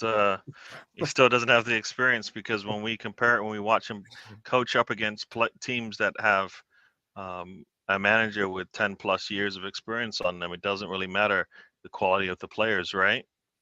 Mm-hmm. All right, it doesn't matter because they seem to be able to still get get I'm a looking at response out of their yeah, squads, right? Because they've yeah. been doing this for a while. Looking So at Jurgen yeah, Klopp over there at Bournemouth, and he's bringing kids on, and they're playing their hearts out. We yep, need Arteta to do that, to trust the kids, yeah. throw them in there. But our kids don't get that. They don't get that trust from the manager, and he doesn't trust them. That's a Like for slight some issue. reason, and it's just a trust and confidence thing Yeah, that we've been seeing. Like, Did if you can't bring a didn't player, you can't bring a youngster in when you're up 5-0 in the first 50 minutes of a game, then you're never going to be able to bring them on because it's never going to be that easy. And to and then to say, look, I'm going to give didn't him it my starters di- five didn't it minutes is just like Lawrence. didn't he bring on a didn't he bring on a kid on as a sub against Brentford last season? Nwaneri. Yeah, Didn't it, I said to remember he brought him on to reward him for doing yeah, so well in training yeah. and telling them this is what's going to happen if you continue progressing. Haven't seen him play for us since, except for a pre-season game. Well, he's really young, right? 17, Gary, wasn't he? it doesn't matter if you think it was worth of putting him into a game. Well, Then obviously you see something more in doesn't him it look like a than is an age thing, right? PR exercise? Doesn't it look like a PR exercise now, Well, then looking we back? don't have time for PR, right? There's people with I this don't know. PR OSS thing, right? No, it's just not. We got this big boy things going on here, right? We're trying to win trophies. How are we going to do that if we're like worrying about if a 50-year-old player wants to sign with us? If they see us winning trophies and competing for trophies, guess what? They want us to stay, right? That's how easy it is, right? Mm-hmm. Yeah, Nobody wants to leave Liverpool and City. They don't want to. But you know what? If they find out that that if they're going to be a problem, eventually they'll be pretty much asked to leave. Essentially, that's what the difference is. We have to have players that are going to help us get to where we want to be, and if they can't help us, then they can't be on the team. Mm-hmm. It's that Yeah, simple, right? yeah. And look, until we start moving, we haven't demonstrated that we can sell conclusively as well. And we got to start doing that. We now have a squad that's in good nick, and you can get some good money for an England goalkeeper if he's going to be leaving. Some people don't want to think that way. I didn't want to think about certain goalkeepers leaving, but they left over the years. Sam said George Graham's last season he finished 12th and was going to be charged with corruption charges for transfers with the agent Runa Hogg. Selected memories. Got to take the good with the bad, the happy with the sad. Love what you got, and remember what you had. Project Pat sounds like lyrics to a song there. Has Arteta said that fourth place is better than trophy? No, he hasn't said that. I think what happened was Arsene Wenger could see what was happening around him and knew that we didn't have the resources. He didn't have the resources to challenge for a league every year against Man United and Chelsea 15 years ago. You know, um, we missed a massive opportunity last year. It's now 20 years since we won a league. The vast majority of this period has been with the Cronkies in charge. They have sucked the soul out of this club. They didn't have full control as well. I'm not going to be an apologist for Cronkies here, but there are clubs with worse owners, and um, I'm not advocating for them in any way, but I'm just sort of laying the narrative out there for everyone. Another myth: we are skint. Cronkies can, under the rules, 97.8 million a season. If he wants to, he doesn't. He is happy with top four. That's the target, nothing more. We had Chelsea's selling. If we had Chelsea's selling strategy, we'd have sold our French players for massive profits. Sad but true. Chelsea's selling project involves stupid teams buying their players, and also we didn't need to buy Havertz that day. We could have waited a couple of weeks. Yeah, they were in a tight bind. Pressured them into getting it for the price we wanted, not Yeah. buying it early and satisfying their financial problem, issues that they had. Why did we have to rush to? I have no doubt teams were going to pay 65 mil for him that were interested in him. No, I don't believe so. At the time, they needed the money, and we could have really squeezed them. But we went and did it. I think that was the first deal of the summer. Havertz in the door. And that was the dumbest thing ever. We didn't need to rush it. Yeah, probably 68 million down the drain. Yeah, and it didn't give us a lot of wiggle room for our main target, Declan Rice, when Sullivan wanted to up the price a little bit after they won a trophy. Sam said if we beat Liverpool, that lead is only 2 points and plenty of games left. But it is a must-win game.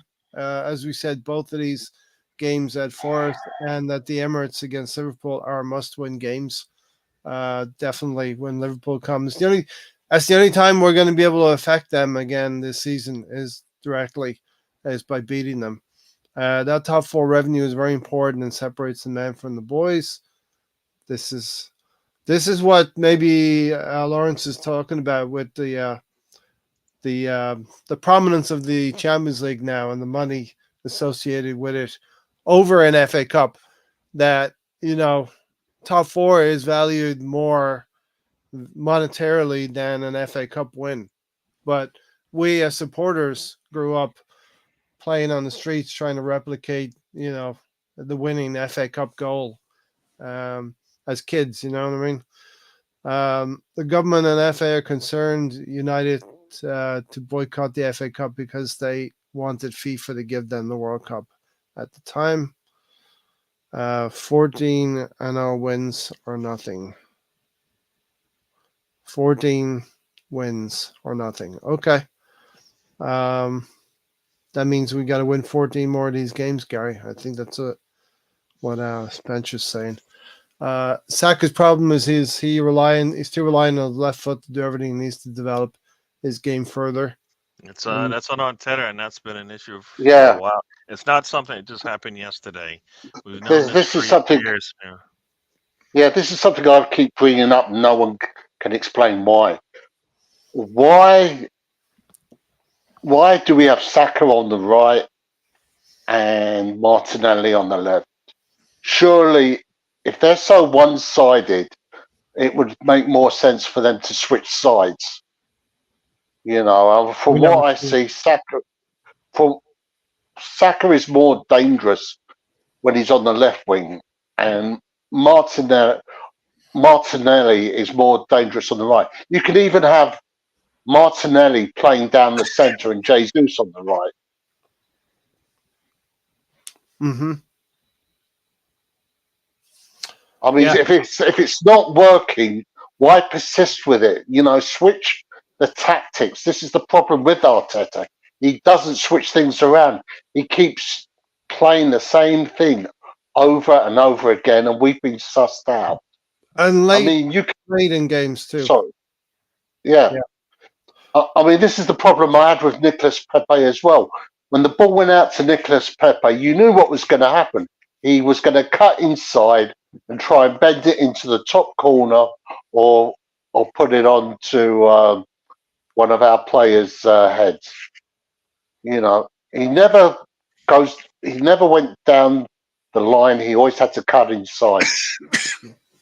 Mm-hmm. Brownie's saying, give it a year or two, this winter break will not be winter break in the Premier League. We've never really traditionally had a winter break, so this is maybe a consequence of the a combination of the World Cup from last year and the AFCON as well. Not actually sure why they brought in the winter break, but I think it is it's a good concept to give some teams about 10 days to stagger the games here. We had not beaten the Shit Palace.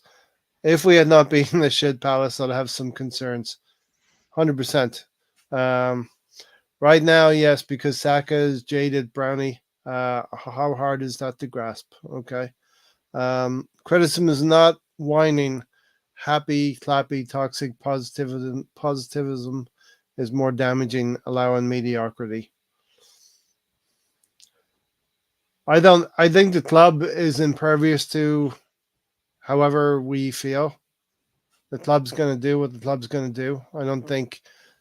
Do you think we have an impact, Lawrence, on the club and how it moves? Do you think the That's a demonstration? hard question. Yeah, I'd like to think we do, but with the owners we have, I don't think they give a monkeys.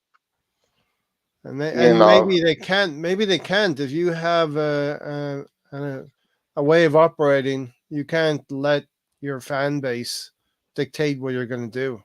I see Gary thinking about this as well. I mean, the only time I can remember them listening to us is when that European Super League was Yeah. being mooted.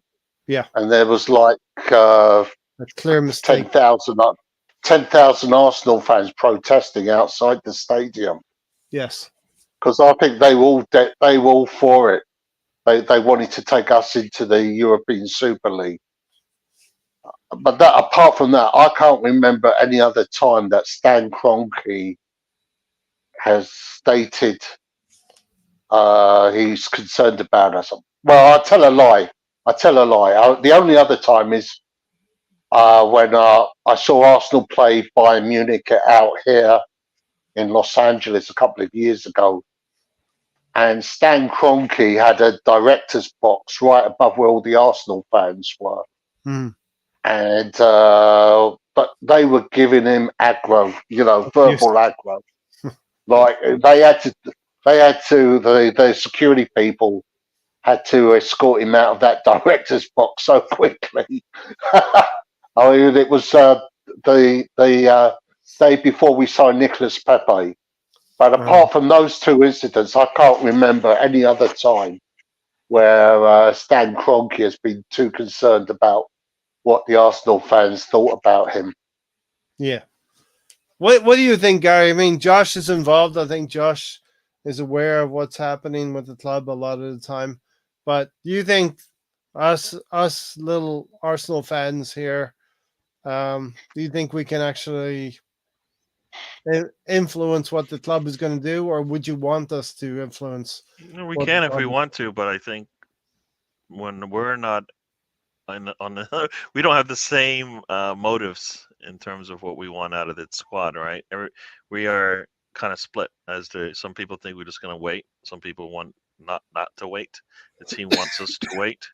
So that's where we are. I was just looking at the comment there from Spencer where, we open play versus set piece, and a goal is a goal. Yeah, but there are different aspects of the game that you need to work on. And coming into this game, the things that we needed to work on was our open play, finishing, and being able to finish balls that we put into the attacking area. And we didn't do that.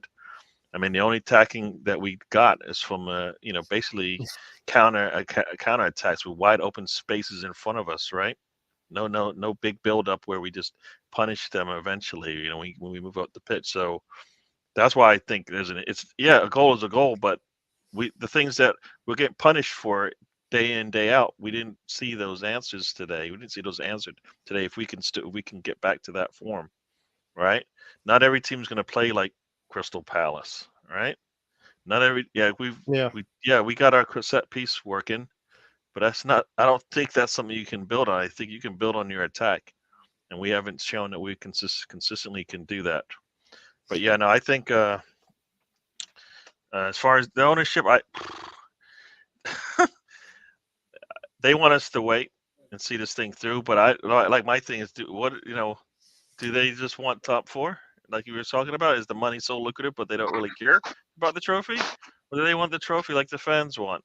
Right? Every fan says they want the trophy. So at some point, Hmm. top four isn't going to be the answer anymore, right? Because we did it once. We're trying to do it again, but we need to start showing some progress, right? Some movement towards getting a trophy. You need a deep squad, right? All these 100%. things need to be Yeah, And done. So all those things should be part of the plan to get Arsenal back to where they were.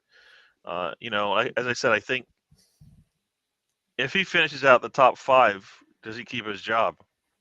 no, Okay. no. out of the Why? top Why four, is it? Why is no, that? Why is that? because there should be minimum expectations set, and my minimum expectation will be different to the next person's minimum expectation.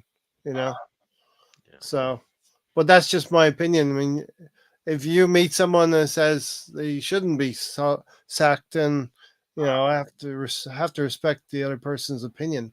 That's what it's all about. You know. At the end of the day, nobody's bigger than Arsenal Football Club. Not any of us, Yeah. and certainly not Mikel Arteta. We're not Arteta FC. We're not Kai Havertz FC. We're Arsenal FC. I don't know. I mean, on my shirt, I've got a cannon there. There's Yeah. not a picture of Mikel Arteta there. And this is the problem with our fan base. Most of our fan base seem to think Mikel Arteta is bigger than the club. I want to put that a little bit in context because I'm not one of those, but I can see that Mikel Arteta has improved us to where we were competing for FA Cups. Now we're competing for leagues He and didn't. He other. didn't get us to competing for FA Cups. He did. He Yeah. won one in his first 6 We months on the were. job. He did. He didn't No, build. He didn't build us. he's He didn't build this. He did Gary. not build this team into a FA Cup winning team. They were that squad. He worked within the Yes. confines No, of that's what I'm the saying. talent that he had and got them working. Listen, When it came listen, down to it, and it was his team, we're not competing for domestic cups anymore. listen We to what can't I get out of said. the second round of any tournament we've been in since he Listen, got his players. So he's not building us into FA Cup. So that's not true. listen. But we gone from a level of competing for FA Cups No, we're not under. competing for FA Cups. We want. If you're We won competing them. for it, that means year in year out you feel like you have a chance to win one. You're not Since listening to me. since the first 6 months on the job, tell me when you felt we had we actually had a good run of games in a domestic cup. Well, listen to me. You We've don't want to gone. answer it because you don't want to answer because you know the answer. I get it. I, It's all right. You don't have to answer it. You have already confirmed what I said. listen, we've gone from 2015 to 2017 to competing for FA Cups to now in the 2020s competing for leagues. We might not like it that we're up against City and Liverpool, but we have raised our level. Yeah. You know. Well, Ray, can I just say something? Right. Yeah. I'm not one for giving out stats, but since winning the FA Cup in 2020, Mm-hmm. in his first season in charge, Yep. Arteta has only won 2 FA Cup ties for us Yes. since 2020. Yes. Okay. I mean, I get really, excuse my French, I get really pissed off when I see us wearing that all white kit. I mean, I understand the Why? message they're trying to put out there, right? But Yeah. see us wearing a Tottenham kit, I'm sorry, I cannot accept that. But for him to also sacrifice FA Cup games to get us higher up the league, I'm sorry. You do not chuck in the towel in any game for Arsenal. I You think so. sacrificed the FA Cup game against Southampton. Okay, Yeah. Southampton, and Nottingham Forest, Preston, Nottingham Forest. Yeah, Preston North End. That might have been under yeah, Wenger. Man City yeah, away, Liverpool at home. yeah. Yeah, that's And 4 as I years said, before I. to win 2 FA Cup ties in 4 years that's not progression for me. I'm sorry. All right, so I've got a couple of questions to debate with you, then, Lawrence, on this one. I completely understand and agree what you're saying. Do you want the club to be in the Champions League? Yeah, definitely, because we're one of Okay. the biggest clubs in Europe. All right. Do you expect the players, when they're picked, to go out and perform? Yeah, So those are things that's beyond Mikel Arteta's control. Did you want him to pick Wait a a second. starting You just 11 said, in what the did you cup just say? competition? You said that you don't expect him to make sure his players are ready to go out there and I perform. said it's beyond his control. No, Once you pick those it's teams, ultimately in his. That's the only thing he's supposed yeah. to do is get all of his players to perform on the pitch. If once not, then what is his job description? he cannot go out and cross that line, Gary, and If he doesn't play have the right the players, then they game. shouldn't be on his pitch, right? If they Yeah, can't perform for him, then they shouldn't be out there wearing the shirt and playing for him. If he can't get that, if he got 11 players and none of them are doing what he has, they're not his team. They're somebody else's team. He needs to get players that are going to play for him and I look, perform I like will, he asks. I will say, Lawrence, I've been watching Arsenal for many years as well. I've seen them win FA Cups down through the years. I've probably seen 7 of the FA Cups that we've won. All of the ones under Arsene Wenger. Yeah, and the one George Graham won in 1993 as well. So I've seen, I think I've seen 8 FA Cup wins, maybe 9 now with Arteta as well in 2020. And I used to enjoy the coverage, wall-to-wall coverage, match of the day all the way through until the cup final was played. So I uphold that competition. I love the FA Cup. And there is no excuse for losing to Nottingham Forest, to losing to Southampton. And around about my birthday, they're losing these games, losing the City, losing the Liverpool. It's not good enough. It's not good enough. I think the remit was that we needed to be in the Champions League and we didn't have the squad good enough. And Gary, the players picked did not go out and do the job in those competitions either. And they didn't have it in there to win, So, yes, is that on Arteta? Because he picked teams that he thought was good enough, that had desire and willpower to go and win games, and they didn't do that. So, Lawrence, I don't know if that's if I've answered your question, but it's not a good record. The domestic competitions under Arteta is not a no, good record. He's won no, one it's not. FA Cup It's and not. 2 Community Shields. Yeah, I mean, the FA Cup is is excuse me. The FA Cup is in Arsenal's history. We've won the FA Cup 14 times, Yeah. which is a record. Yeah. And I mean, I remember some of the greatest moments have been in the FA Cup. I mean, I don't know if you remember the Yeah. the 5-game marathon semi-final against Liverpool in 1980. Bit early for me. Yeah, but well, I'm giving my age away now. But I come in about 87, 88. oh, okay, yeah. it was 1980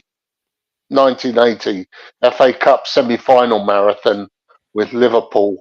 It took us 5 games to beat them before we got to Wembley. Leeds 5 times, Leeds. right? We had No, all no. those replays with Leeds in the 90s. Oh yeah, 93. Yeah, it didn't take 5 games. I think that was like 3 games. Yeah. But there was another marathon FA Cup tie we had in 1979 against Sheffield Wednesday. It took when they were a 3rd division outfit. We had to go to 3 replays before we got rid of them as well. And this is what Arsenal's all about: history. Hmm. You know, this club prides itself. It preaches to us about being traditional, being historical, you know, being classy. And from what I see from Arsenal today, there's no tradition, there's no history, there's no class to the club whatsoever with these owners that we've got in charge. Yeah, yeah. I think it might be a generational thing as well. With with a new generation come through, you lose traditions down through the years. I Yeah, know George. but that's part of Arsenal's DNA. Arsenal's DNA has always been about tradition, history, and We lost class. it. We lost it somewhere along the We line. really, yeah, yeah. That's You the know, sad thing about it. after Tony Adams and Saul Campbell, Martin Keown, I think the keys were not handed on. The class, how you conduct yourself. You know, the likes of Lee Dixon leaving. In the last 20 years, we've lost the way a little bit. BX Hmm. said, we keep saying Havertz was a mistake, but I feel with Partey out injured, Rice and Havertz have kept the midfield alive. I think there could be something to that. I mean, is this as bad as we're going to be this season, and we have an opportunity to be better and get better We with haven't had Partey? it. It could get worse Oh, who knows? because there's lots of things that could happen We that don't know where make the it. bottom Who is here. knows? Yeah, yeah. I mean, Who knows what could happen? You know, are we going to bottle it again like we did last year? Hmm. You know, we'll just have to wait and see. And that's part of being a fan, and believe in what you're seeing, and you can believe two different things from what you're seeing yesterday in that game as well. Like I said from the outside, winning 5-0 is not going to convince you either way if you have a stance. But if you beat Nottingham Forest, you'll be convinced a little bit more. And if we go and win that game at the Emirates against Liverpool, that's going to be the real acid test for me, is to beat Yeah. Liverpool Well, at the Emirates. it's got to be the way we beat them. Yeah, I mean, if we play like we did yesterday, uh, that's not going to do anything for me whatsoever. You know, uh, I mean, I can't see us beating Liverpool 5-0 anyway. But all I want yeah, to see us is to give 100%.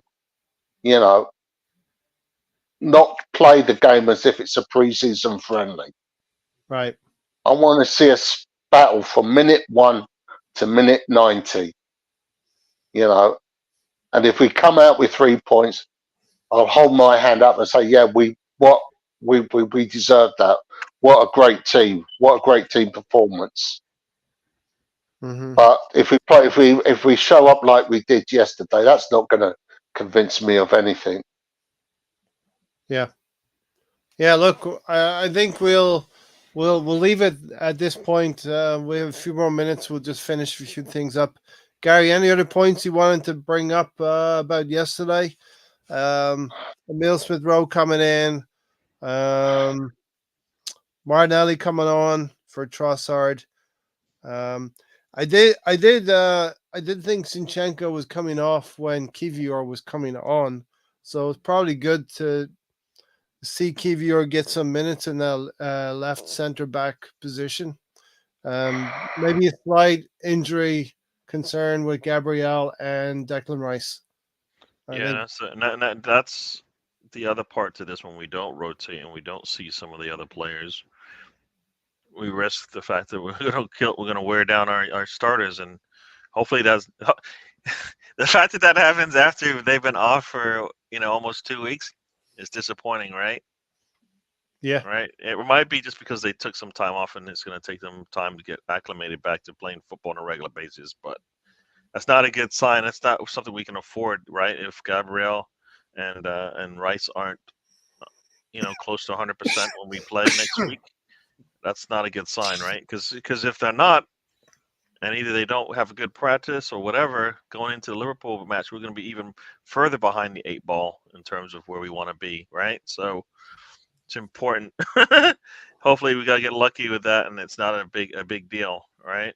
Because we can't afford Gabriel. Gabriel, I think's outside of Rice, been one of our most consistent players Yeah. this season in Yeah. terms of what he gives us, not just in defense, but in other areas on the pitch, right? So can't afford to have him out and have both of them go out in the same game. Remember that? Remember that we talked about what happened last season, right? We had two players go out in the same game Saliba, in an Europa League game, and we're like, Tomiyasu. Yeah. that wasn't good. And No. I don't like. Hope history doesn't repeat itself, but that's not something I want to premonish. But it looked like it might have just. I think they might have been just minor things, and Declan Rice, we could see him. We could read his lips, hammy.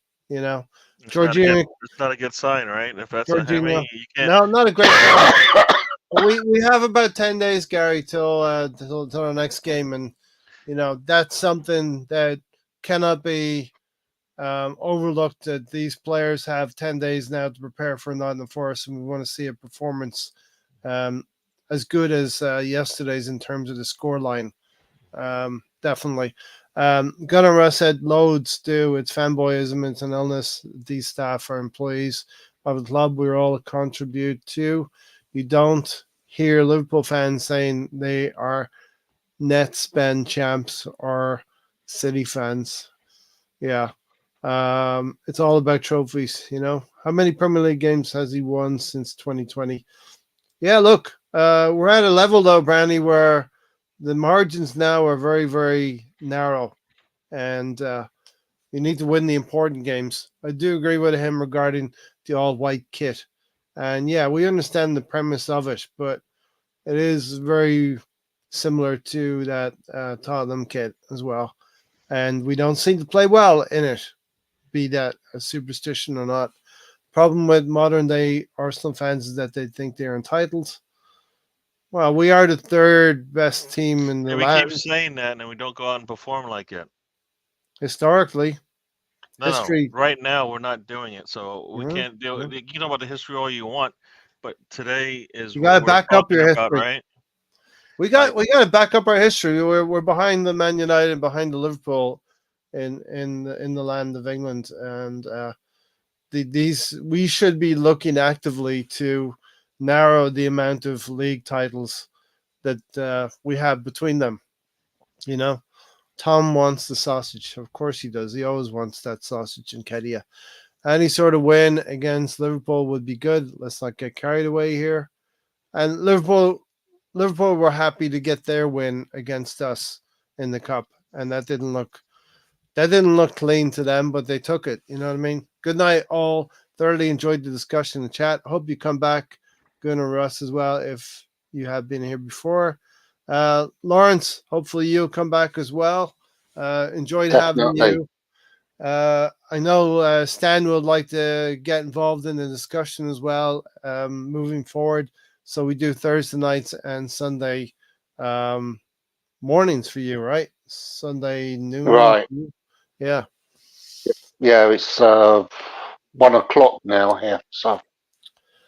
All right. Any final words, Lawrence, before we let you go? But yesterday, I was just saying, I'm just looking for. Well, hopefully we're going to turn in a better performance against Forest. Hopefully that this is going to be the start of a run for the title. We don't have any more slip-ups. And, yeah, let's just take it one game at a time. And come on, you Gunners.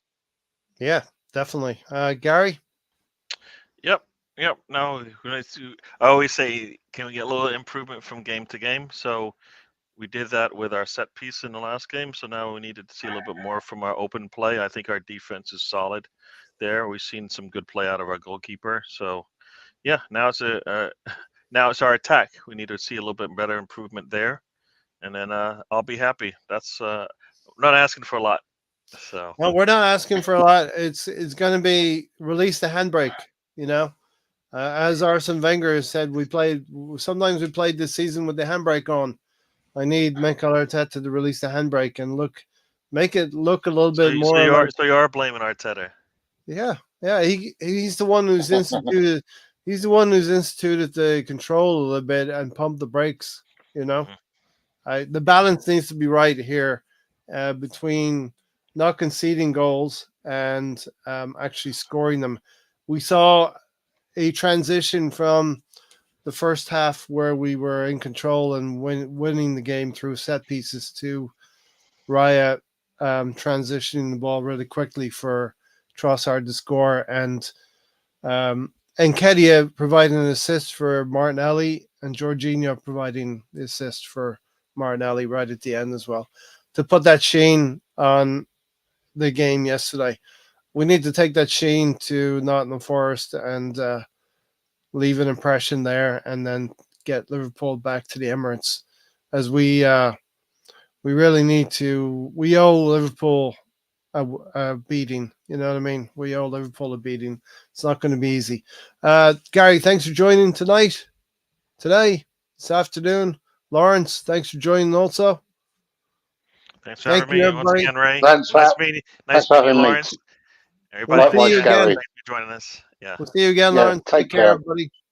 We're out of here. See ya. Bye. See you, boys. All right. Bye bye.